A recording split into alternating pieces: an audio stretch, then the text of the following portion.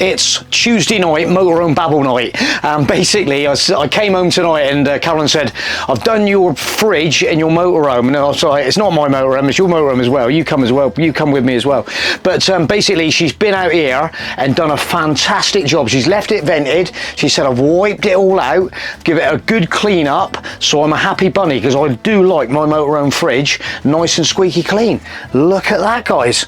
And that's how we leave it from the weekend till now, all ready for our next little jolly. So it's all vented out. It's not going to go stale or nothing like that. I hate a stale fridge. You've ever been in a motorhome with a real stale fridge? You open the fridge and it's like, and yeah, don't like it.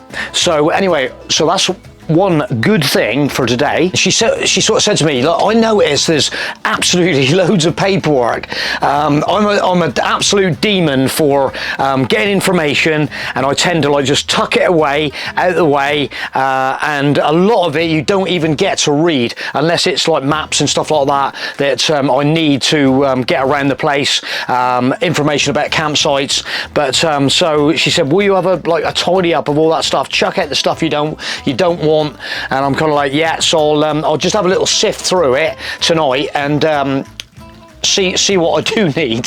So some of the things that I sort of like keep, where I like pick up, was that when we were at Ile de Ré and that fantastic catamaran. I don't know if you noticed that in the video, and I've still got the book from there because that was quite a nice little, so there's Ile de Ré, St Martin where we were to, and that's where you get your boat over to La Rochelle, or you can go from La Rochelle and it takes you down to that Fort Boyard. Have you seen that fort? Out on the water, blue sea, catamaran, and this is like the brochure for it. I expect hang on, I'm gonna chuck up interillies.com. Can you see that? If you fancy that, look, there's the website. I need to have a look at the website, really. I bet they got some fantastic pictures on there. But so it gives you all the information about the boat trips around that area. There's that Fort Boyard again. I really do fancy it. So it's in the back of my mind, and basically that's what you got to do is if there's these things that you pick up and you think, right, maybe next time for a trip, that could be quite epic. So don't forget, if you're down at La Rochelle area, have a look, check it out. Interillies. Right, let's log that bit of information.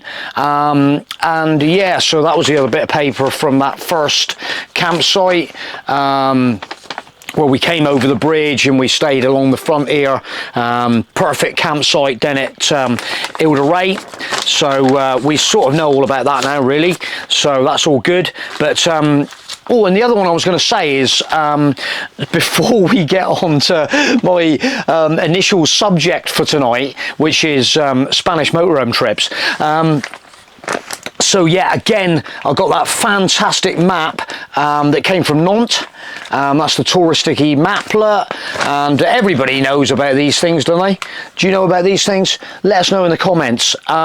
So, and basically, they the guys at the campsite said, look, if you want to go and have a look at that, there's the chateau, the lovely gardens. That was the main hub of the town. There, all the shops are. Down there was the machines, where the mechanical elephant was situated. Down on this, we actually stayed in the car park over there, and then we walked across the bridge and went down, which was perfect for that visit. So all these kind of like, and these, you know, all right, so I am, yes, I'm gonna like throw this away, put it in my recycle bin, because you can end up with like so much paperwork. But they, at the end of the day, these places, it shows the whole river there, Loire, and the whole area of like Nantes. So informative. And there's all these other little bits that it tells you about the tourist and all their information on Facebook, on Twitter, on Instagram. So it's so much information on these places, and you know, you sometimes don't even give it the time of day. Oh, and then we go from the area map to, you know, again, fantastic campsite at Nantes. All the information, brilliant, isn't it? It's just so well laid out. Love it. Yeah, so that was that little bit done. Oh, and not only that, so when we were down with that fantastic elephant, okay, so we were getting on great guns with the crew down there. They were loving it. Well, they obviously, we were doing a bit of filming, and they were sort of like, you know, and it all went really well. You know, they were sort of like, you know, out to, you know, we're impressed. We want to film it. You know, it's incredible stuff, and they're doing their best to host us, and fantastic, and that's what we love. And the guys were literally like, take one of these. So they actually threw one of these fantastic, I'm just going to show you this if I can get it up the right way.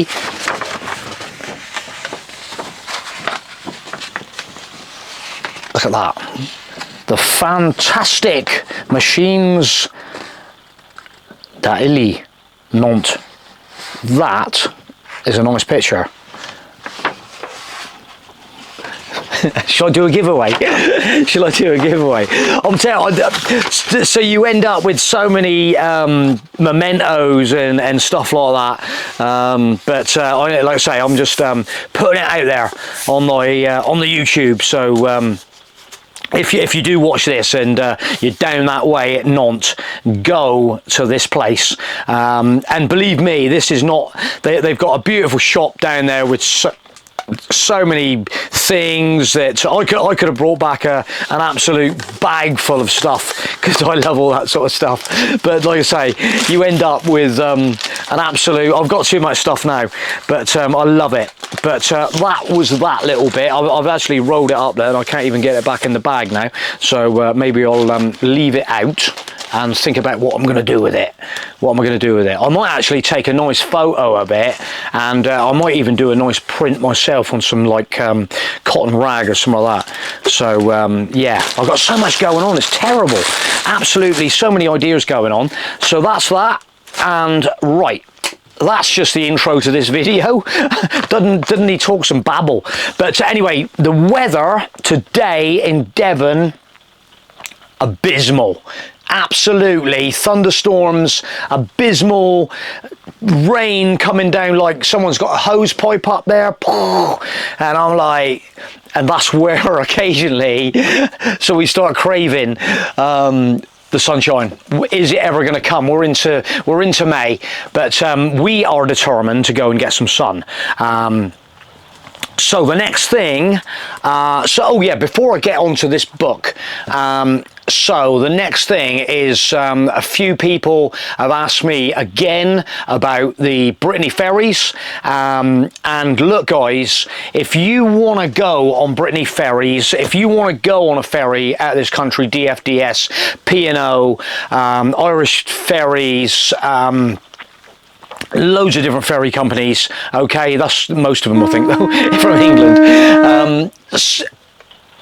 Do not be frightened about doing it. Just we love it. It's a great way of traveling. You can it can be part of your you know, it's a beauty.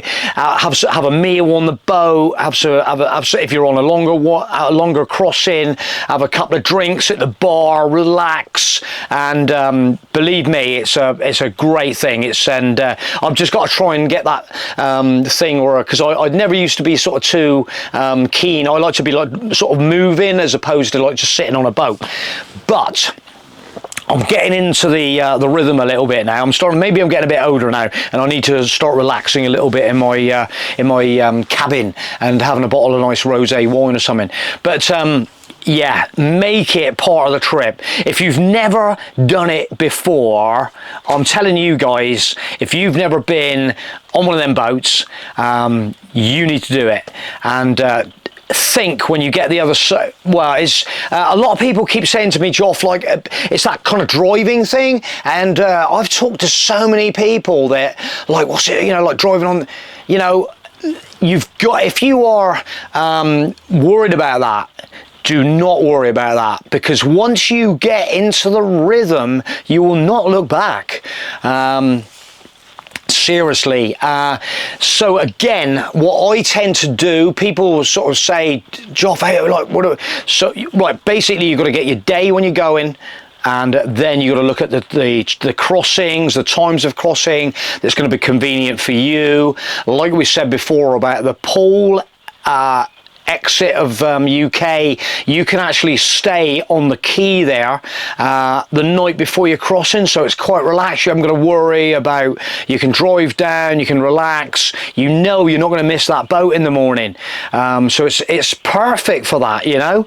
Obviously there's always a bit of a worry about if you've got to travel somewhere and you get held up, but you know, these guys allow yourself plenty of time on that, and just get into that little vibe. You can always stop at a campsite around the area. Loads of people we know used to come into Litchit up at Pool there. There's a really good campsite there, so if you want to be staying on a campsite and then leave the next day and then go on down to the ferry port, perfect. Up around the Kent area, campsites all around that area, around Dover, probably within a 20-mile radius of the port.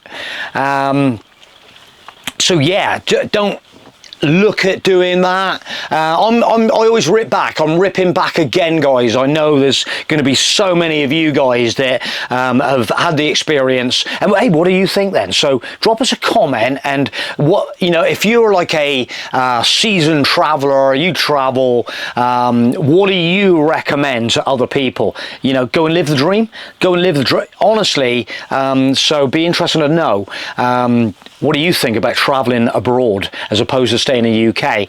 People are always like, so people are always on about like costs and stuff, and obviously what we've been doing with the camping car park, how cost effective that is. A lot of people don't want to pay anything, you know, but we're that breed of people that like to support campsites. We like to support schemes, and in return for that support, we kind of expect a little bit of security as well. I'm not going to park I'm not going to park my motorhome in the middle of Dartmoor in a car park, trying to get like a freebie night. And you know, so basically I want to go out there to go for a walk. I want to go for a walk for 2 hours. I don't, can I risk leaving my motorhome in a car park? You know, I've just seen a picture of a motorhome actually in Lake District, in a real predicament. There's people out there that can't, you know, cars coming in, swinging around, they might damage your motorhome. I cannot risk that. I do not want to risk that. You know, I want to be behind the barrier, secure. And that leads me then on, so yeah, okay, so that kind of like almost that sort of first stage, and we go on about like and that security. So on this van, I'm a Demon.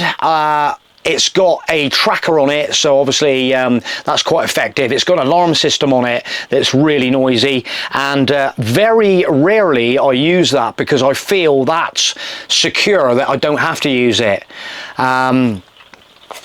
Anybody had any security issues in Spain?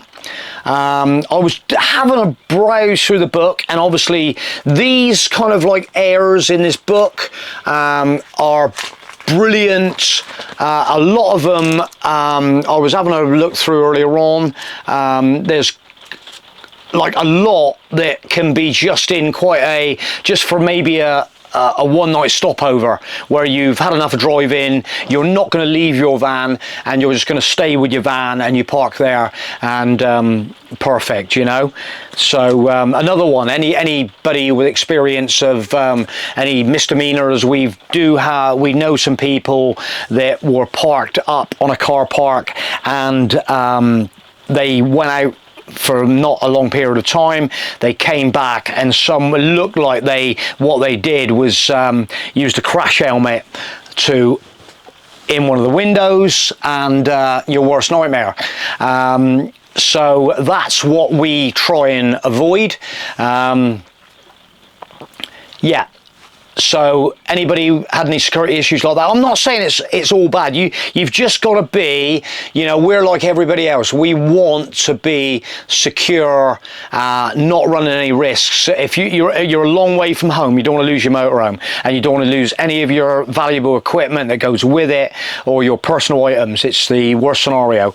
So yeah, so that's us anyway. But yeah, that's like a valid point. And the other thing is, you know, we read forums a long time about motorhome travel, the Spanish thing where, okay, there were, oh, so you've got to be careful. I'm a bit of a demon sometimes wearing flip-flops while driving. Naughty Joffy, when the temperature goes up, be careful. I'd sometimes actually go bare feet, but I can feel the pedals still. My feet are pretty rugged, and, you know, got a good sense of feel in the feet. And, yeah, so another one where you can be fined for it though. The other one was these like dummy police, you know, where they're coming up beside you and pull over, and it's like, are you a real policeman, or are you trying to rob me again? Are you going to try and get a fine out of me? All sorts of terrible like scenarios like that.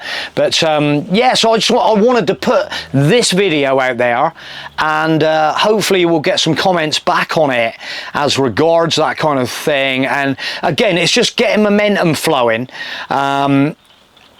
Yeah, so what am I going to do? Well, what I tend to do is we are always on the lookout for really good campsites. Any recommendations? We are going to, the route I'm kind of roughly, I've got in my mind at the moment, so we're going to drop down to possibly La Rochelle, and then we're going to go on down across the border into Spain, and then we're going to come on down to maybe Zaragoza and drop down to maybe Valencia and hit Benidorm, as you've got to do. Because that is one place that's on my itinerary, and then we're going to follow the coast road back up, and maybe drop back into France that way, maybe Carcassonne, and back up. Yeah, a bit random at the moment, but along that coastline, if you can recommend to me any good campsites, we'll be definitely up for having a look. Personal experience, I've stayed at a campsite at Palamos, and along that kind of neck of the woods, and we also stayed on a campsite. It was a Euro campings at Lorette de Mar, and if I said to Caroline, okay, do you want to go back to Lorette de Mar? Can you remember that campsite we stayed on, where the kids kept coming in the bloody shower block shouting, and she'd be like, no, I don't, because that's what happened. Yeah, well, it wasn't Euro campings, not the best campsite in the world. Yeah, they had them kind of like showers where you go into like a snail into the shower, and then yeah, she was in the shower, and there was some like kids in there running around shouting and bawling, and she didn't like feel that secure, if you know what I mean. So yeah, well, I think that will actually do for tonight's video. I'm just putting a few questions out there, so I'm looking for you guys, experienced people that can you know, tell us information, and we will pass that information on, hopefully. And other people, if we've maybe even given you that little incentive to bite the bullet and travel over on maybe a ferry or Eurotunnel, whatever, I really hope that I can inspire people, and I really hope that someone's going to maybe come back to me and say, Joff, I want to shake your hand, mate, for inspiring us to take the plunge and visit some of the places that we wanted to visit in our motorhome.